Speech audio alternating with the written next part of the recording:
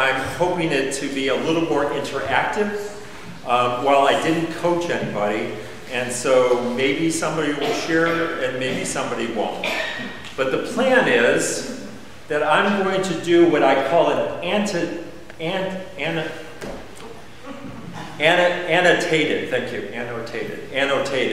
reading of Scripture. What does that mean? I'm going to read through and I'm going to insert some of my own thoughts, okay? It's the second time for those who were here last week that we'll be reading this passage. For those first time, again, I encourage following and seeing the words sometimes makes it easier. So you can see where I break away, and it's Gary's thoughts versus the reading of Scripture. So an annotated reading of Scripture, and then afterwards, I'm going to invite anybody who cares to offer briefly thoughts that they have, that they reflected on this past week with the Scripture. Reason being, for those of you who are here, you'll remember I asked a lot of questions last week. Not only did I offer questions about the passage, but I also, on Tuesday, meeting with the Tuesday Bible study, we had further questions and further conversation about it. So maybe there'll be some interaction at that point, or maybe they'll be quiet. I don't know. It's up to you. Do you hear me? Sincerely, do you hear me? Okay. Okay. So after that, I'll rescue you, because I'm never at loss for words. But we'll continue, because what I'm going to do is I'm going to insert, personally, two things. One is why I chose this passage and what it means as a lasting lesson, okay, briefly. But also some of the key points in the passage that I've taken to heart, that I've been reflecting on, and wanting to lift up as guidance for my life. And then I'm going to close with an application and a story. So, the annotated reading.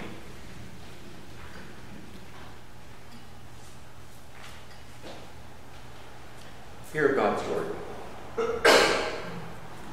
Love must be sincere. I've shared this often, and those of you who are part of the Tuesday prayer group, you know how helpful that group is to me as a pastor. You listen to me, you listen to my questions, you offer your thoughts. We are truly interactive conversation about the passage. Why? Because the Bible is the living word, not because the book that you're holding or the piece of paper that we're holding has any life in it. This is inanimate, correct? The word is a living word because the truth touches our lives and comes alive through the people who read. The word is a living word because the Holy Spirit continues to empower. When the truth shines, it is like the light for our path, as the psalmist said. It teaches us how to follow so that our lives are pleasing to God. Love must be sincere. Universal, right across the conversation, 100% agreement. We all know what it is to have somebody say, I love you, and you know they're not sincere. Depending on the relationship, you might be able to say something, or you just kind of swallow and say, sorry. And we all know what it is to come alongside of somebody, and whether they say it in words or in deed, we know what it is to be, quote, sincerely loved. Christian behavior in our world. Lesson number 1. Love must be sincere. If you can't be sincere, don't pretend. And if you can't be sincere, then you start asking yourself questions. What's going on that I can't sincerely love in this situation? Again, lesson after lesson after lesson, this passage. Love must be sincere. Hate what is evil.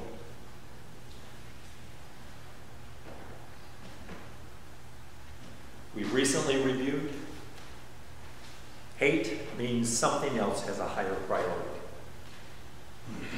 If love is number one, we can't make hate number one in our life. But in this case, it's saying hate, consciously reject evil. As you reject evil, cling to what is good. Be devoted to one another in love. Sincerity, devotion. Honor one another above yourselves. Love must be sincere. Sincerity, devotion, honor. Never be lacking in zeal, but keep your spiritual fervor serving the Lord. There are some days fervor comes relatively easy for some of us, right? High energy, upbeat, life is good. Other times, I don't know, I volunteered to do what? What was I thinking of?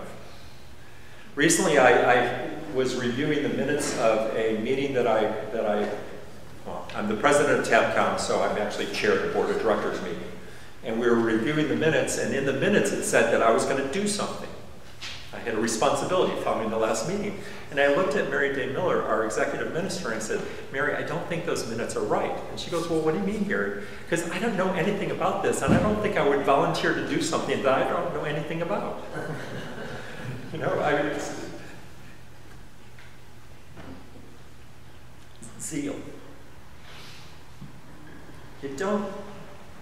None of us are zealous about doing something that we don't know anything about. Right? But do we have zeal and spiritual fervor, exercising the spiritual gifts? We do have spiritual fervor to serve. Why? Because we love God. Because we love the church family. Because we love other people. See how it all weaves together. Love is sincere, and if it's sincere and you're doing what you love, it's easier to be zealous. It's easier to support that spiritual fervor, the energy that comes with it. Be joyful in hope, patient in affliction, faithful in prayer. Share with the Lord's people who are in need. Practice hospitality. Bless those who persecute you. Bless and do not curse. Bless those who persecute you. Sometimes a persecution can be face-to-face. Sometimes in the workforce, there's somebody who just doesn't like you.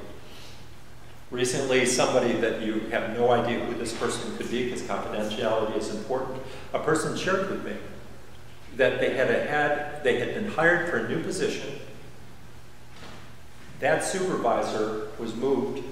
They had a new supervisor, and the new supervisor from day one just had it in for them. What an uncomfortable situation. To have a new job, to have a supervisor say yay because they were part of hiring you, and then all of a sudden you turn around and the supervisor, I don't like you. You're not living up to my standards, whatever those are, and it becomes arbitrary at times. Persecution, bless those who persecute you. Bless and not curse. So there's direct persecution, like I just described. There's sometimes persecution of ideas, isn't there? I believe this kind of fits in, and it does fit in with a later verse, which I'll tie in. But persecution of ideas. Public discourse has taken on a new dimension. It's rawer. It's more hostile, isn't it? I mean, this is agreed on, isn't it? Not about the discourse itself, but this has changed. In public, there are leaders that talk about other people in a way that not too many years ago it didn't happen. Amen. The biggest challenge, I believe, this is Gary now, and reflecting and kind of getting the second part, but I'll just interject this here. If I disagree with somebody and I feel persecuted by their ideas, I work extra hard not to reflect their behavior and their point of view back to them, even in how I just talk about them. Amen. You know, if somebody is nasty and undercutting and derogatory, that's especially the time that we're not to be nasty, undercutting, and derogatory in response. Even our idea back to them is my suggestion. This is Gary talking now. Okay? It's taking something I see in Scripture and expanding on it. And I just encourage you to consider I encourage myself to hear my tone of voice, to hear how I'm expressing my thoughts, to hear how I reflect on people that I strongly disagree with. And I believe if we can live that way, we bless people whose ideas offend us. Does that make sense? Rejoice with those who rejoice, mourn with those who mourn, come alongside of one another, live in harmony with one another. I love the expression, 2 rules in life. Rule number 1, don't sweat the small stuff. Rule number 2, everything's small stuff. Now, there are things that are big deals. Okay, I'm not going to discount that. But I know I'm thankful when I misspeak or I can't pronounce a word that I know for a long time. That's the small stuff. And I don't ever remember anybody from the church jumping all over me about that. Okay? So this morning, Matthew and we reviewed the songs, and then we rehearsed a couple times. Matthew just forgot what key I was doing in it because it's not the key it's written in, it's the key I have the guitar chords for. Okay? But did you notice as we started to sing, wait a second, we're not harmonizing here. We're in different keys. Okay, so we got that right away. We knew the result of the mistake, the small stuff mistake. It just happens sometimes. Okay? But paying attention, are we harmonizing with one another? And you can't harmonize unless you're listening and you're coming alongside of someone. And I think it's another way of saying, if people are joyful, come along.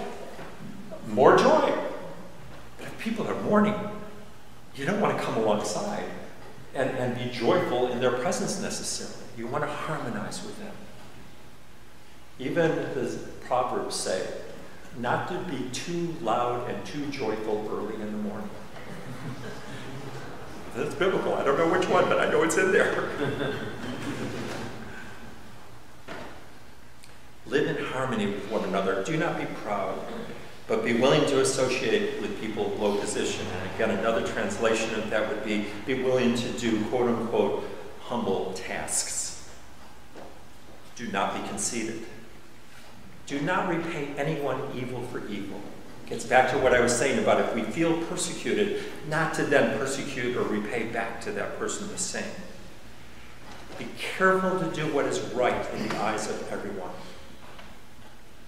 If possible, as far as it depends on you, live at peace with everyone.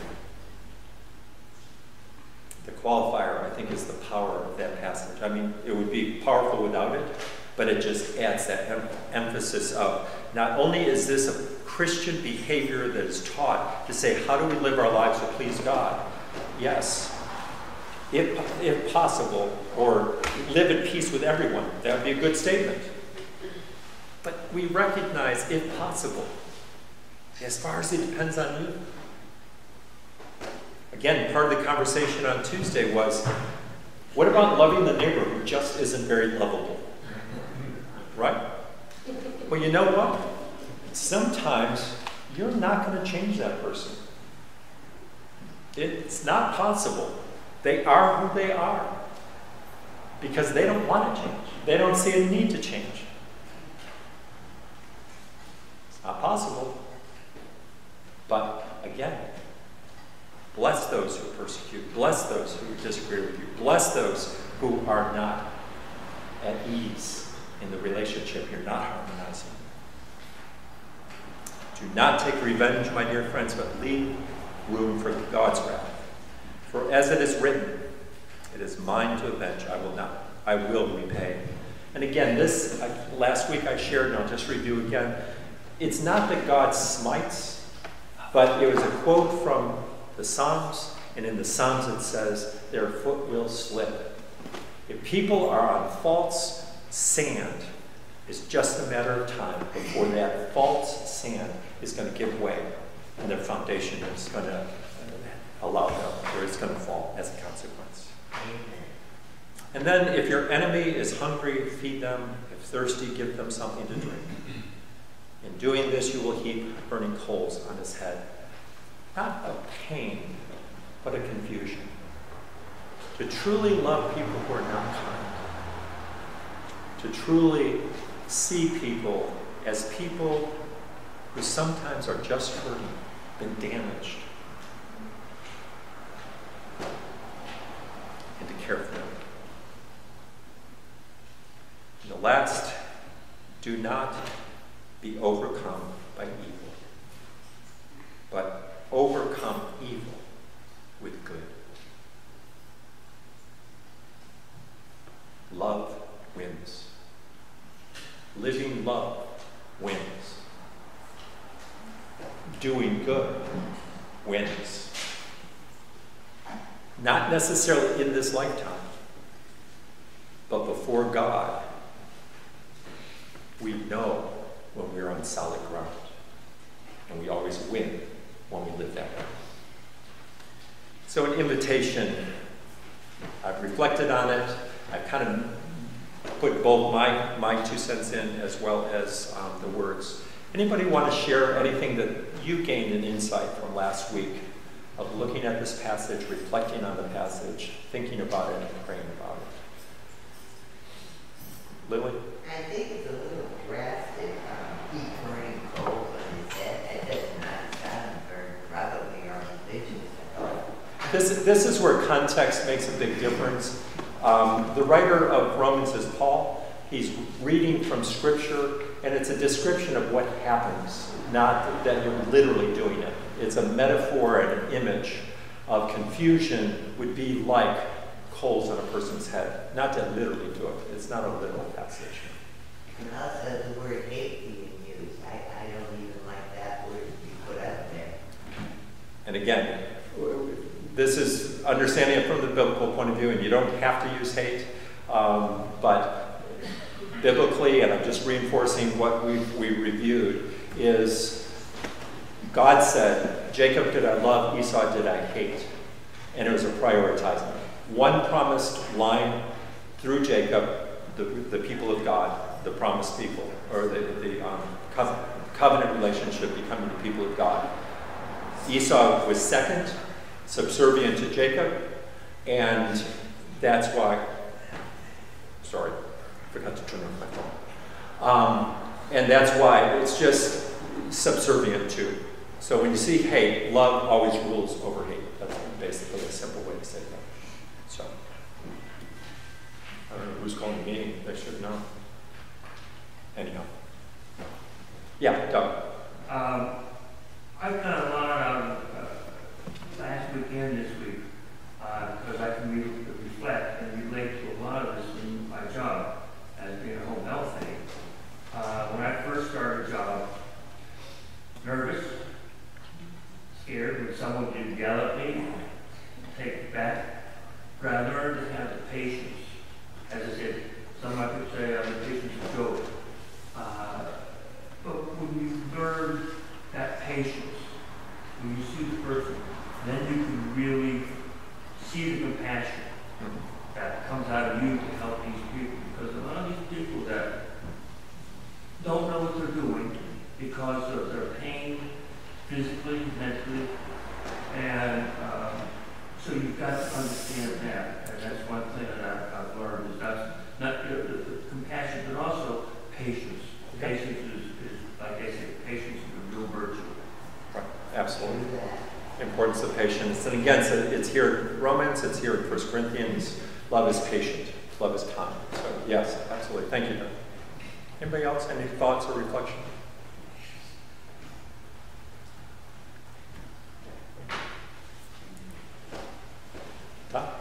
It's such a waste of our time, the idea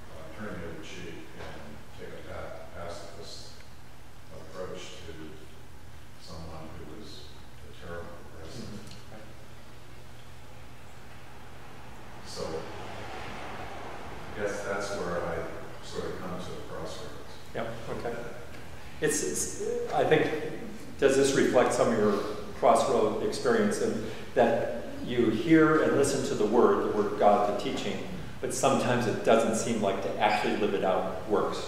Yeah. There are some tough questions that come up. No doubt about it. Thanks for your openness on that. Yeah, Nancy. I'm wondering about the passage, be careful to do what is right in the eyes of everyone. Right. Because sometimes, if everyone is doing something, even if it isn't right, it becomes the right thing to do. Mm-hmm. Everybody becomes sort of desensitized. Yeah, yeah. So I have a problem with that. No, again, that's a very good observation. I appreciate that observation. And I think that if we put it, and see if this reflects, if we say be careful to do what's right in the eyes of everyone, that is, in our society, the norm is to behave this way. But we look at it and say, no, that's not, I don't believe that's the right way to go. That obviously we choose not to, right? So it seems to violate that, right? And again, this is where context is real important, just as a reminder. I hope when you hear this, it makes sense. Who is Paul writing to? He's writing to the church. So he's not saying do everything that is right by the world standards, but by what you've been taught, what I'm teaching you now. You know it's right, do everything to follow what you know to be right, okay? And the everyone has to do with the family of God within believers. I think, is that helpful? I'd like to add to that. I think that sometimes a group of people get into a mob mentality and believe in their heart in that moment, in the heat of that moment, that they are doing the right thing with everybody else. But if they remove themselves from the mob and search their heart for what truly was right, you'd find that that version of right would be completely different from the version of right that they saw the moment ago in the moment. That mob mentality. Good. I hope people can hear, because thank you, Rob. I appreciate it. And again, good observation, and Rob further offers. Okay. I appreciate and I hope, and I invite you to continue to use this as a worksheet to say what areas, what teaching in this, basically I generally get right. And give yourself a good mark. Okay, check it off and say, no, this is something that in my faith journey I've been able to integrate, and I'm able to live this truth. And other areas, like we just shared, I'm still not sure what they're getting at. I'm not sure what Paul's getting at. And either do some research, or if you ever want to talk to me, I always love talking through passages of Scripture. But also, sometimes we'll read and we'll realize, oops, yeah, I'm not doing a real good job with that. Okay? Some of you know, but I'll reinforce. On Friday, I meet with a study group that is interfaith. This last week we met and we had an Episcopal priest, a Lutheran pastor, 2 Unitarian Universalists, 2 rabbis, and myself. And it's not a joke. Okay? But as we were sharing, we were talking about reflection and prayer in particular. And it was a great reinforcement because I'd used this image before. In Hebrew, the root word, one of the root words for one of the words used, translated sin, okay, comes from archery, missing the mark. Okay? So you try to hit the target and you miss it. And it's not so much beat your breast and say I'm such a sinner as much as, what do I need to do to hit the mark? Your word have I hid in my heart that I might not sin. Your word have I hid in my heart that it might be a lamp unto my feet to guide me. So sometimes when we read Scripture, we go, I missed the mark on that. And it's not so much to beat ourselves up as to say, what can I do to change so that I can hit the mark? And then what I found fascinating is not only, that's an image that I've used before, and understanding of sin, but the second part that somebody shared, rabbi. One of the Hebrew words for prayer in rabbi, the root, self-reflection. When we pray, do we reflect about our own thoughts? Do we look within and say, where am I before you, God? Where are you pleased with my life? Versus, Am I missing the mark? So that self-reflection is a form of prayer. I'll be brief and share the following. Psalm 121, I lift my eyes to the mountains. Where does my help come from? Sometimes when I've heard that, I get a wistful smile.